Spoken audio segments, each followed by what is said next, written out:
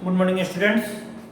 आज हम लोग क्लास 8 का हिस्ट्री पढ़ेंगे, चैप्टर 1। ये मेरा लेक्चर नंबर 8 होगा। चलिए हम लोग स्टार्ट करते हैं।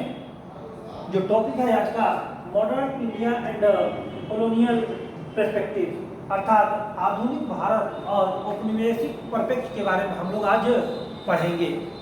तो देखिएगा कि सारी दुनिया ये मानती है, सारी दुनिया ये जानती है कि भारत एक समृद्ध राष्ट्र है। समृद्ध राष्ट्र है, था नहीं है। हम लोगों के ऊपर जो अंग्रेजों ने शासन किया, अंग्रेजों ने राज जो किया, तो उन्होंने बहुत सारे चीज़ों को यहाँ से उठा कर लेके गए।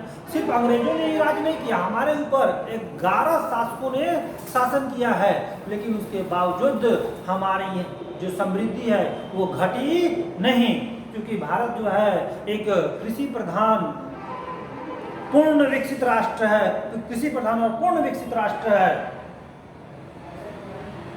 हमारे यहाँ क्या नहीं, सब कुछ। अब हाँ, ये मानते हैं अंग्रेज जब अंग्रेज जब यहाँ पर आए, वे मानते हैं कि यहाँ के लोगों को रहने का तरीका पता नहीं, यहाँ के लोगों को शिक्षा का बारे में पता नहीं, शिक्षा के बारे में पता नहीं है, संस्कृति क्या है उसके बारे में पता नहीं है, सभ्यता क्या है उसके बारे में पता नहीं। उनका मानना था कि यहाँ के लोग जो हैं असभ्य हैं, असभ्य है, गरीब है, असभ्य है, भूखे नंगों की तरह जिंदगी जीते हैं। उनका मानना था, ये अंग्रेजों का मानना था। लेकिन हम वैसे नहीं थे, हम वैसे नहीं थे, ये उनका मानना था। उनका मानना था कि उनके आने के बाद यहाँ जो ये भारत देश है, इसकी संस्कृति में परिवर्तन आया, यहाँ का शिक्षा में परिवर्तन आया, यहाँ का टेक्नोलॉजी में परिवर्तन आया, अर्थात हर एक चीज में परिवर्तन लाने का श्रेय अंग्रेज खुद को मानते हैं। जैसा कि जेम्स मिल ने अपनी पुस्तक 1817 में अपनी पुस्तक में the history of British India में बताया है कि ये जो भारत है उनको क्या किया कि उन्होंने 3 वर्गों में बांट दिया, और 3 वर्गों में बांटे। वो कौन कौन थे? हिंदू, मुस्लिम और अंग्रेजों में बांटा है। यहाँ पर देखिए किताब में लिखा है, Mill divided Indian history into 3 periods, अर्थात मिल ने भारतीय इतिहास को 3 भागों में बांट दिया, हिंदू, मुस्लिम्स और British period, British while the Hindu and Muslim periods।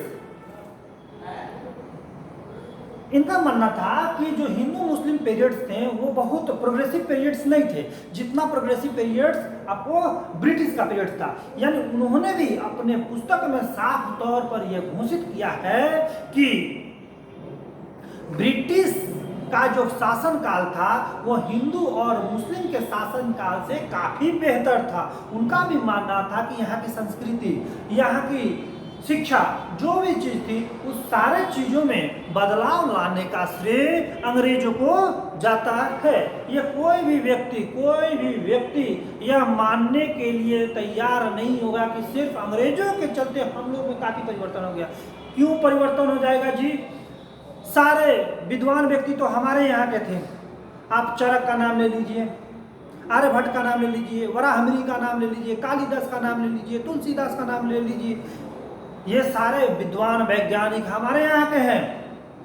इन सारे के द्वारा लिखित पुस्तकों को अंग्रेजों ने चुराया और उसी को अपने भाषण में चेंज कर और उन्हीं के टेक्नोलॉजी का प्रयोग कर हमारे यहाँ उन्हीं का टेक्नोलॉजी का प्रयोग हमारे यहाँ करते थे और बताते थे ये न्यू टेक्नोलॉजी है। कोई न्यू टेक्नोलॉजी नहीं है, तुम हमारे यहाँ के टेक्नोलॉजी को चुराते हो और यहीं के टेक्नोलॉजी को चुराकर कहते हो ये न्यू टेक्नोलॉजी है। नहीं, हाँ, ये बात माना जा सकता है कि हमारे यहाँ उस समय जो एजुकेशन रेट थी वो काफ़ी कम थी। ये एजुकेशन रेट काफ़ी कम होने की वजह से अंग्रेजों ने भारत के लोगों का काफ़ी हद तक शोषण किया। अगर हमारे यहाँ एजुकेशन और थोड़ी सी मॉडर्न टेक्नोलॉजी लोगों को जानकारी होती तो अंग्रेज हमारा शोषण कभी नहीं करते।